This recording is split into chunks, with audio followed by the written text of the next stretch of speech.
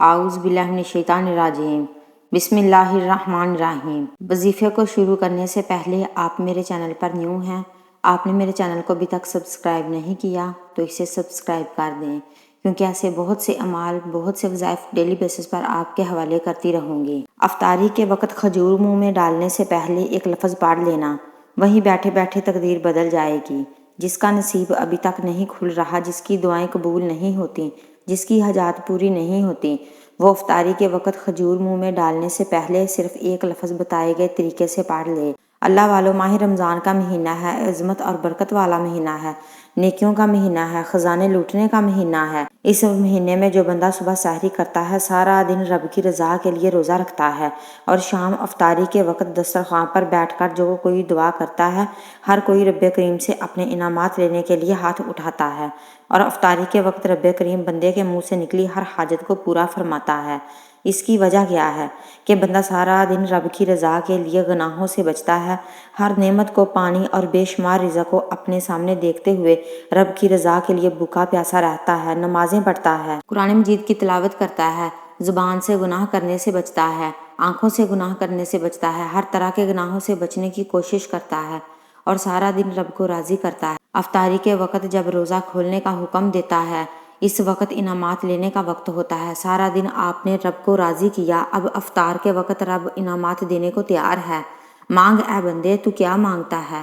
اللہ والو، افطاری کے وقت تو ہر کوئی دعا کرتا ہے، ہر کوئی اپنی حاجت، اپنا مقصد، اپنی خواہش، جس کو جو چاہے۔ افطاری کے وقت قبولیت کا وقت ہے۔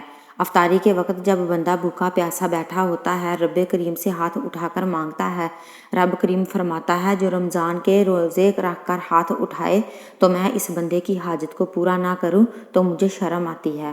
رب فرماتا ہے کہ مجھے شرم آتی ہے اس بندے سے جو رمضان کی افطاری میں ہاتھ اٹھا کر اپنی حاجت کو پورا کرائے اور میں اس کی حاجت کو پورا نہ کروں۔ اللہ والو، مایوس نہ ہوا کریں، اللہ والو دل نہ چھوڑا کریں۔ رب کریم ہمیں وہ دیتا ہے جو ہمارے حق میں بہتر ہوتا ہے، اور ہم جو مانگتے ہیں اگر وہ ہمارے حق میں بہتر نہیں تو رب کی ذات ٹال دیتی ہے۔ اگر رمضان کے روزے رکھ کر بھی آپ کو وہ ملے جس میں آپ کا نقصان ہو تو اللہ والو، رمضان کے روزوں کا کیا فائدہ؟ وہ ذات آنے والے کل کو جانتی ہے، آنے والی پریشانیوں کو جانتی ہے۔ اللہ والو، افطاری کے وقت تو ہر کوئی دعا کرتا ہے، ہر دسترخوان پر ہاتھ اٹھا کر رب کریم سے مانگا جاتا ہے۔ آج افطاری کے وقت کھجور منہ میں ڈالنے سے پہلے یہ وظیفہ بتائے گئے طریقے سے پڑھ لو۔ صرف ایک بار وظیفہ پڑھنا ہے، یہ ایک لفظ کا چھوٹا سا عمل ہے، وہیں بیٹھے بیٹھے تقدیر بدل جائے گی۔ یہ وظیفہ اتنا طاقتور ہے، اتنا خاص ہے، اتنا مجرب اور مستند ہے کہ افطاری کے دسترخوان پر کھجور ہاتھ میں رکھ کر یہ وظیفہ پڑھتے ہی، ایک لفظ پڑھتے ہی آپ کی تقدیر کے بند تالے کھل جائیں گے۔ آپ رب کریم سے جس مقصد کو لے کر بیٹھیں گے وہ انشاءاللہ اگر میرے رب نے چاہا تو وہ پورا ہو کر ہی رہے گا۔ جو کہتا ہے کہ میری دعائیں قبول نہیں ہوتی، میری حاجات پوری نہیں ہوتی، ماہ رمضان کا پورا مہینہ ہے، آپ کسی بھی دن، کسی بھی وقت یہ وظیفہ کر سکتے ہیں۔ اگر روزانہ کریں گے تو رمضان کی بہاروں سے، رمضان کی رحمتوں سے، رمضان کی برکتوں سے، رمضان کے خزانوں سے مالا مال ہو جائیں گے۔ کم از کم ہر کوئی افطاری کے وقت صرف ایک بار وظیفہ لازمی کرے، پورے رمضان میں ایک بار یہ وظیفہ لازمی کرنا۔ اور میرا یقین ہے کہ اگر کوئی بندہ افطاری کے وقت کھجور منہ میں ڈالنے سے پہلے میرے بتائے گئے طریقے سے، میرے کہنے پر ایک بار یہ وظیفہ پڑھے گا، آپ کو میرے رب کی ذات اتنا نوازے گی کہ آپ جس حاجت کو لے کر بیٹھیں گے، افطاری کے دسترخوان سے اٹھنے سے پہلے، مغرب کی نماز پڑھنے سے پہلے آپ کو انشاءاللہ خوشخبری مل جائے گی۔ آپ کا وہ کام ہو جائے گا، آپ کی وہ حاجت پوری ہو جائے گی، آپ کی وہ دعا قبول ہو جائے گی۔ اس وظیفے کی قبولیت کی وجہ یہ ہے کہ بندہ صبح سحری سے لے کر شام افطاری تک ذکر و ذکار کرتا ہے، قرآن مجید کی تلاوت کرتا ہے، رب کریم کی رضا کے لیے روزہ رکھتا ہے، ہر شے ہوتے ہوئے بھی تنہائی میں رب کریم سے خوف کھاتا ہے اور روزے کی حفاظت کرتا ہے، اور افطاری کے وقت رب فرماتا ہے تو مانگ، کیا مانگتا ہے؟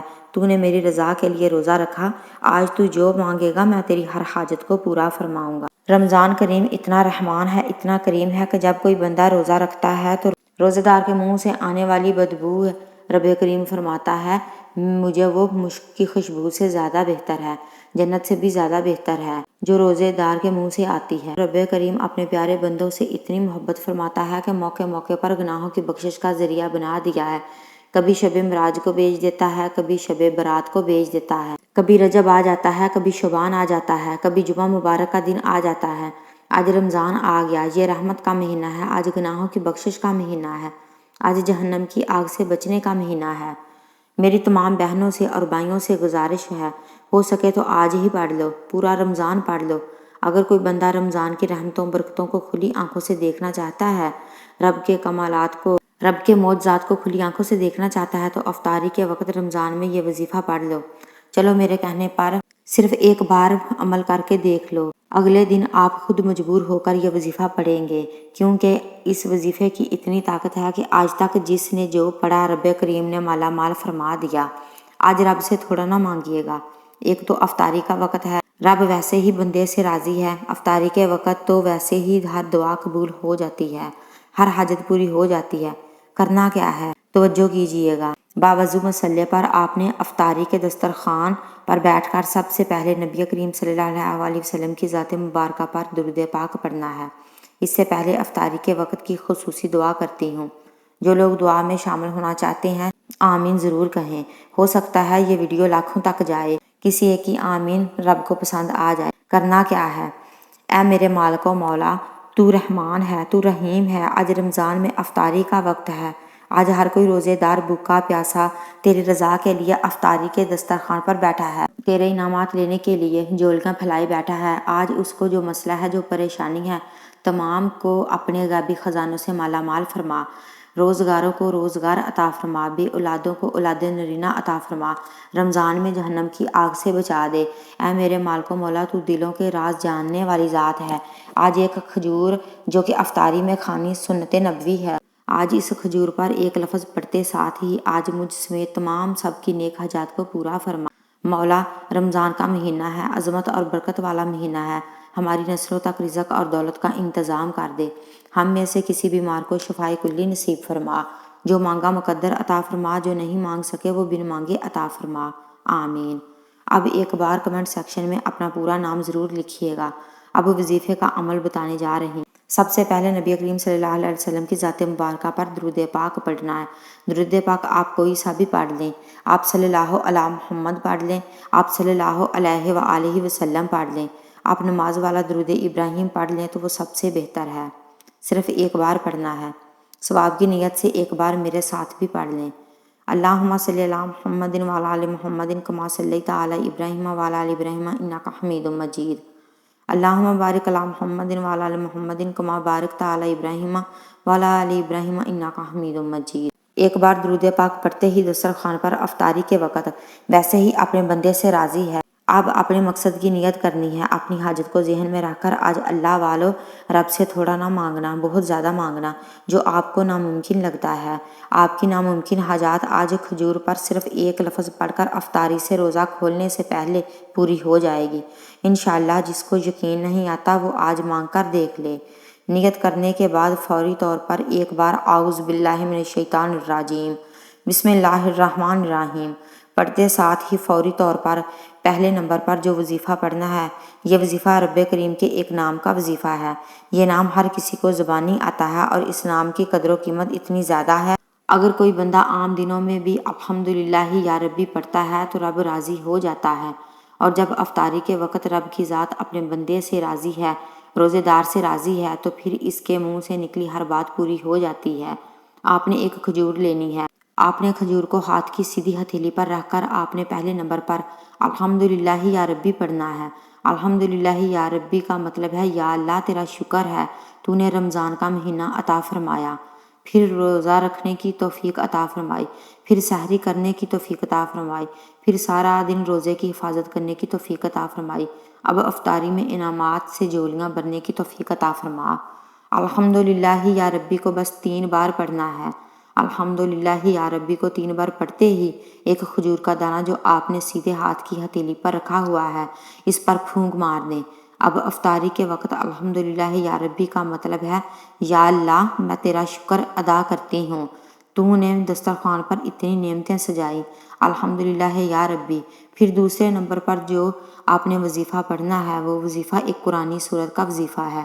یہ سورہ ہر کسی کو زبانی یاد ہے، یہ سورہ ہر گھر میں پڑھی جاتی ہے، رزق اور دولت کا وظیفہ کہا جاتا ہے۔ آپ نے سورہ کوثر پڑھنی ہے۔ توجہ کیجیے گا، افطاری پر سورہ کوثر پڑھنے سے اللہ رزق کے 300 دروازے کھول دیتا ہے۔ آج ہر کوئی رزق اور دولت کا طلبگار ہے۔ آج مہنگائی کا دور ہے، ہر گھر میں پیسے کے بغیر جینا ناممکن ہے۔ گھر کا گزارا تک نہیں ہوتا۔ جن کے گھر میں ایک وقت کا کھانے کو ہے، دوسرے وقت کا سوچنا پڑتا ہے۔ جن کے گھر کے حالات بہتر ہونے کا نام ہی نہیں لے رہے، جن کے مسائل بڑھتے چلے جا رہے ہیں، ان سے میری گزارش ہے کہ آپ نے افطاری کے وقت کھجور منہ میں ڈالنے سے پہلے سورہ کوثر پڑھنی ہے۔ صرف 3 بار پڑھنی ہے۔ 3 بار سورہ کوثر کو پڑھنے میں کتنا وقت لگ جائے گا؟ اگر 3 بار سورہ کوثر پڑھنے سے 300 رزق کے دروازے کھل جائیں، ہمارے آنے والے وقت میں پریشانیوں سے ہر طرح کے مسائل کا خاتمہ ہو جائے، پورے سال کے رزق اور دولت کا انتظام ہو جائے، تو اس سے بڑھ کر اور کیا چاہتے ہو؟ کھجور پر سب سے پہلے الحمدللہ یا ربی، دوسرے نمبر پر سورہ کوثر پڑھنی ہے۔ بسم اللہ الرحمن الرحیم۔ انا اعطیناک الکوثر فصلی لربک وانحر ان شانئک ھو الابتر۔ اس طرح سورہ کوثر کو آپ نے بسم اللہ الرحمن الرحیم کے ساتھ 3 بار ہاتھ کی انگلیوں پر پڑھ لیں۔ 3 بار پڑھ کر کھجور پر پھونک مارنی ہے۔ اب دل ہی دل میں رب کریم سے مانگتے چلے جائیں۔ ایک بار میرے بتانے پر آپ نے پڑھنا ہے، دوسری بار آپ نے خود بخود اس وظیفے کو پڑھ لینا ہے۔ جب آپ کے منہ سے نکلی ہر بات جو پوری ہو جائے گی، راتوں رات تقدیروں کے بند تالے کھل جائیں گے، راتوں رات قرض داروں کے قرض اتر جائیں گے، راتوں رات بیٹیوں کے اچھے رشتے ہو جائیں گے، من پسند نوکری مل جائے گی۔ آج جو بے بس ہے، مجبور ہے، لاچار ہے، موت کو ترجیح دیتا ہے، افطاری کے وقت کھجور پر صرف 1 بار پڑھ لیں۔ تیسرا اور آخری وظیفہ، یہ دعا ہر کوئی پڑھتا ہے۔ تیسرے نمبر پر افطاری کی دعا پڑھ لیں اور روزہ افطار کر لینا۔ افطار کی دعا بھی آپ کو پڑھ کر سنا دیتی ہوں۔ 1 بار پڑھنی ہے۔ اللہم انی لک صمت و بک آمنت و علیک توکلت و علی رزقک افطرت۔ آپ نے رب سے دل میں دعا کرنی ہے، مولا تجھے تیرے رمضان کی عظمت کا واسطہ، تجھے تیری وحدانیت کا واسطہ، تجھے تیرے پیارے محبوب سے محبت کا واسطہ، آج ہم سب کی نیک حاجات کو پورا فرما۔ آخر میں آپ نے نبی کریم صلی اللہ علیہ وسلم کی ذات مبارکہ پر اتنا ہی درود پاک پڑھنا ہے جتنا آپ نے عمل کے شروع میں پڑھا تھا۔ آخر میں آپ نے اپنے گناہوں کی سچی توبہ کرنی ہے۔ افطاری کے ٹائم ایک فرشتہ آتا ہے جسے غیبی فرشتہ کہتے ہیں۔ غیبی فرشتہ رزق اور دولت لے کر آپ کے پاس کھڑا ہوتا ہے اور صدا لگاتا ہے کہ مانگ۔ کیا مانگتا ہے؟ رب راضی ہے، تو جو مانگے گا تیرے نصیب میں لکھ دیا جائے گا۔ یہ چھوٹے چھوٹے 3 اعمال کھجور پر کر لو، لوگ آپ سے وظیفہ پوچھنے دور دور سے آئیں گے۔ یہ ہر کوئی پڑھ سکتا ہے، سب کو اجازت ہے، بچہ، بوڑھا، نوجوان، ہر کوئی وظیفے کو پڑھ سکتا ہے۔ دعا ہے رب کریم میرا سنانا اور آپ کا سننا اپنی بارگاہ الہی میں منظور اور قبول فرمائے۔ اپنے رزق میں خیر و برکت کے لیے اللہ تعالیٰ کے 99 ناموں میں سے کوئی ایک نام کمنٹ سیکشن میں ضرور لکھیے گا۔ رمضان سال میں صرف 1 بار آتا ہے، اس موقع کو ضائع نہ کرنا۔ اللہ تعالیٰ ہم سب کا حامی و ناصر ہو، آمین۔